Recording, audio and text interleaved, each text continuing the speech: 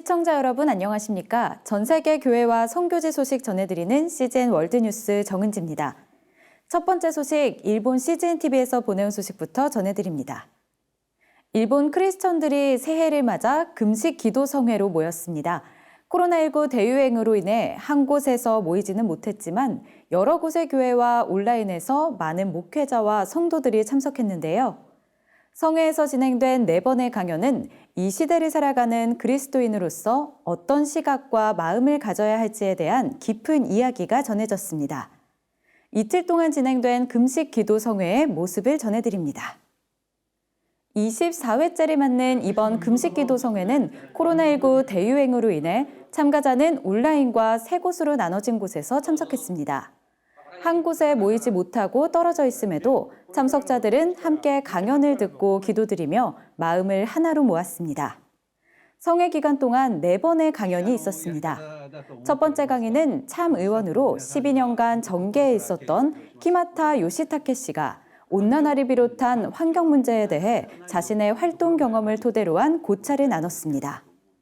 환경 문제를 중시하면 생산이 원활하지 않고 생산성을 높이면 환경이 악화된다는 도시관에서 키마타 씨는 오랫동안 다양한 대책을 마련하기 위해 노력해왔습니다.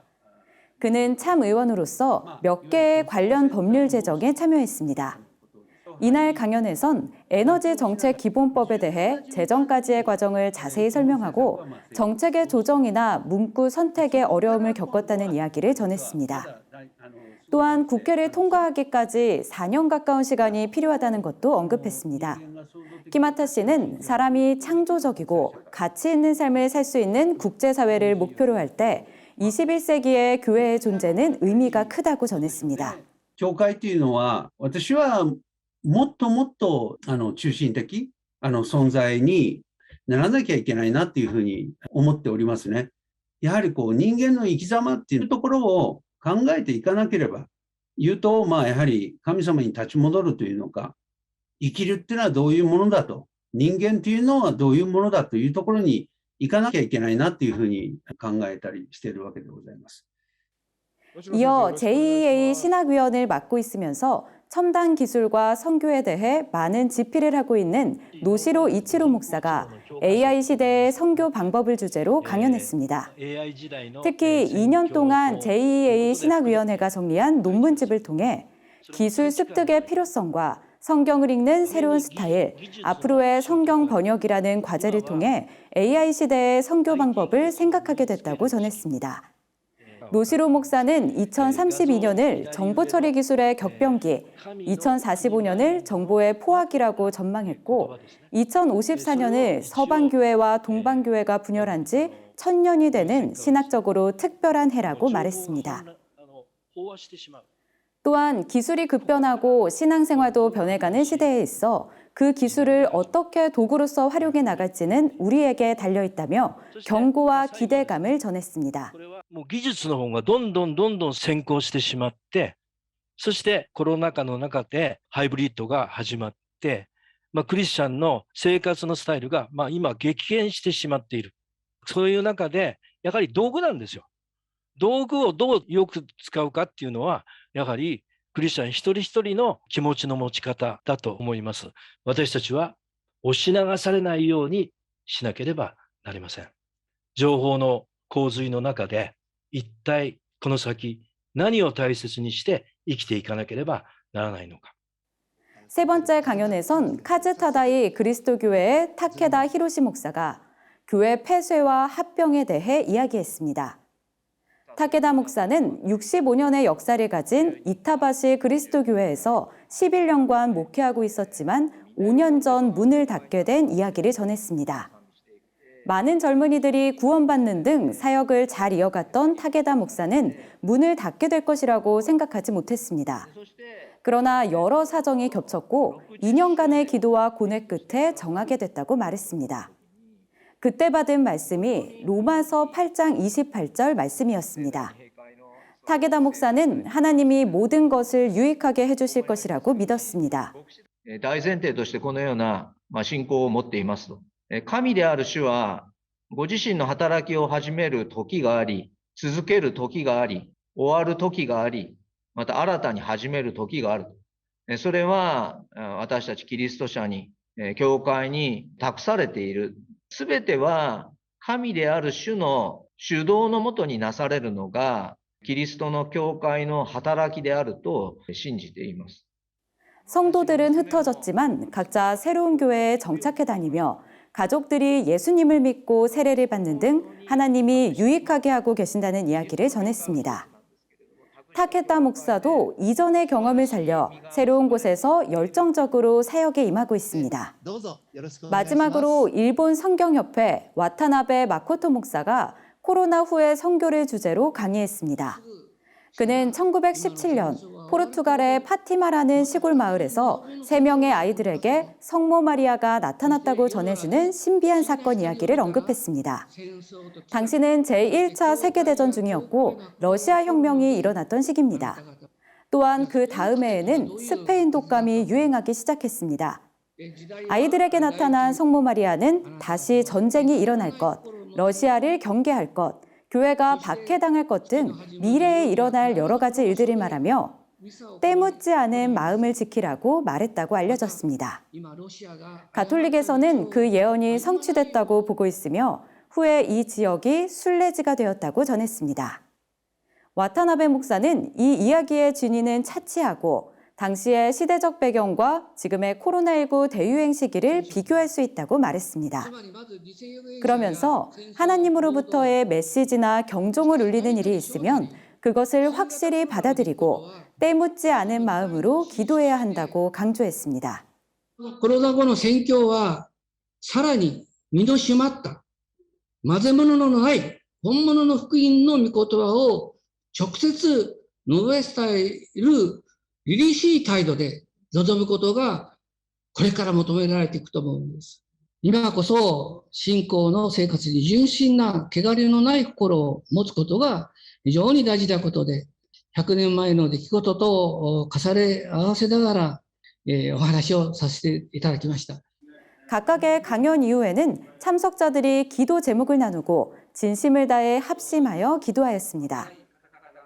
참석자들은 이번 금식기도 성회를 통해 코로나 시대지만 그리스도인들이 해야 할 일은 바뀌지 않음을 깨닫고 믿음과 희망으로 살아가길 기대했습니다. 여러 외신들이 전한 소식입니다. 미국 뉴저지주에서 출산이 임박한 시기까지 낙태를 허용하는 법안에 주지사가 서명하면서 사실상 낙태가 전면 허용됐습니다. 이에 대해 친생명 단체들이 거세게 반발하고 있는 상황인데요. 뉴저지주의 상황과는 정반대로 태아 심장 박동법이 시행되고 있는 텍사스주에서는 법이 발효된 이후 수많은 태아의 생명을 구하고 있는 것으로 전해졌습니다. 최근 미국 뉴저지주에서 일명 생식 선택의 자유법이라고 불리는 법안이 통과됐습니다. 이 법은 피임할 권리, 임신 중절의 권리, 임신을 계속할 권리를 포함하는 기본적인 생식 자율권을 명시적으로 보장한다는 내용이 담겼습니다. 법에 따라 뉴저지주에서는 모든 의료 전문가가 임신 중절 서비스를 제공할 수 있게 됐으며 1차 생식 의료 서비스, 임신 중절 서비스, 장기간의 피임약 복용 등 생식 선택의 자유와 관련된 보험 혜택이 확대됩니다. 필 머피 뉴저지 주지사는 성명을 통해 이 법을 역사적 법률이라며 1973년 낙태를 합법화한 로데웨이드 사건의 판결을 뒤집거나 축소할 수 있는 연방 대법원에 대한 필수적인 예방 조치라고 밝혔습니다. 이에 대해 낙태 찬성 단체들은 환영의 뜻을 밝혔지만 친생명 단체들은 반발하고 있습니다. 친생명 단체 뉴저지 라이트 투 라이프는 이 법의 광범위한 문구들은 태아가 생존 가능하거나 만삭인 시기에도 낙태를 허용하게 된다며 강한 우려를 표명했습니다. 한편 태아의 심장박동이 감지되는 시기인 임신 6주 이후 낙태를 금지한다는 내용이 담긴 일명 태아 심장박동법이 발효된 텍사스주에서는 많은 태아의 생명을 구하고 있는 것으로 알려졌습니다. 텍사스주 친생명단체 텍사스 라이트 투 라이프는 법이 시행된 이후 만여 명의 태아가 목숨을 건졌다며 하루에 약 100명의 태아의 생명을 구하고 있다고 전했습니다. 내일부터 제24회 베이징 동계올림픽 일정이 본격적으로 시작됩니다. 코로나19 대유행 이후 두 번째로 열리는 올림픽인데요. 이로 인해 전 세계의 시선이 중국 베이징을 향하고 있습니다.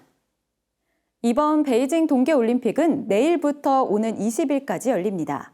스피드 스케이팅, 아이스하키, 컬링 등의 빙상 종목과 스키점프, 스노보드, 바이애슬론 등의 설상 종목 등을 포함해 총 15개 종목에서 108개의 금메달을 놓고 경기 일정이 진행됩니다. 이번 올림픽으로 베이징은 하계올림픽과 동계올림픽을 모두 개최하는 첫 번째 도시가 됩니다.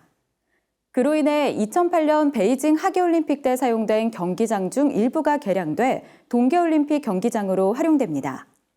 새 둥지라고 불리는 베이징 국립경기장은 2008년 하계올림픽과 마찬가지로 개회식과 폐막식이 진행됩니다. 또한 워터큐브라고도 불린 수영장은 컬링 경기장으로 개량됐고 핸드볼 경기가 열렸던 베이징 국립 실내 경기장에선 아이스하키 경기가 진행됩니다. 베이징 도심 외에도 베이징에서 북서쪽으로 75km 떨어진 곳에 위치한 옌칭과 180km 떨어진 장자커우에서도 다양한 경기가 펼쳐집니다. 지난해 개최됐던 도쿄올림픽에 이어 이번 올림픽도 코로나19 대유행으로 인해 일반 관중 입장이 제한됩니다. 다만 무관중으로 치러졌던 도쿄올림픽과는 달리 이번 올림픽에서는 조직위원회가 선발한 특정 그룹이 관중석 일부를 채울 계획입니다. 비록 코로나19로 인한 많은 제약이 있지만 전 세계에서 모인 선수들이 지금까지 준비한 기량을 마음껏 펼칠 수 있는 좋은 무대가 되길 기대합니다. 오늘의 국내 단신입니다. 800여 명으로 구성된 무속정치, 비선정치를 염려하는 그리스도인 모임이 최근 대선 캠프에서 논란이 되고 있는 무속정치에 대한 규탄 성명을 발표했습니다. 성명을 통해 국가 미래가 사사로운 이익에 사로잡힌 무당 점괘에 의존하는 행태는 묵과할 수 없다며 기독교 정체성에 따른 교회의 바른 신앙적 판단을 확신하고 기대한다고 전했습니다. 기독경영연구원 좋은경영연구소가 오는 5일 공의와 기독경영을 주제로 온라인 세미나를 개최합니다. 세미나에선 김선욱 숭실대학교 교수와 목광수 서울시립대학교 교수가 발표하며 패널 토론과 참석자 종합 토론도 진행될 예정입니다. 블록체인 기반 기부 플랫폼 체리가 일상 속 ESG 실천 열풍에 힘입어 최근 누적 후원금 30억 원을 돌파했다고 전했습니다. 이에 대해 이수정 대표는 일상 속에서 ESG를 실천할 수 있는 캠페인을 통해 나눔을 이끌어낼 수 있었다며 작은 실천으로 나눔을 할 수 있는 캠페인을 선보이겠다고 전했습니다. 다니엘 기도회 사랑의 헌금운영위원회가 최근 수술이 필요하지만 진료비를 감당할 여건이 되지 않는 의료 취약계층을 위해 치료비 3억 원을 서울 아산병원에 전달했습니다. 이에 위원장 김은호 목사는 예수 그리스도의 사랑이 환우들에게 전해졌을 것이라며 사랑의 헌금이 필요한 일에 사용돼 감사하다고 전했습니다. 사단법인 기독교 윤리실천운동이 최근 서울 동부지법이 명성교회 김하나 목사의 위임 목사직 불인정 선고와 관련 성명을 발표했습니다. 기윤실은 성명을 통해 이번 판결은 교회의 잘못을 사법부가 지적했다는 데에 큰 의의가 있다고 전했습니다. 세상의 모든 염려가 우리의 생각을 덮을지라도 항상 우리와 함께 하시는 하나님과의 관계를 온전히 붙잡고 성령의 인도하심 따라 살아가는 모두의 삶이 되길 소망합니다. CGN 월드뉴스는 새로운 시대에 변치 않는 복음을 전하며 세상에 바로 서고자 하는 그리스도인들의 눈이 되겠습니다. 시청해 주셔서 감사드립니다.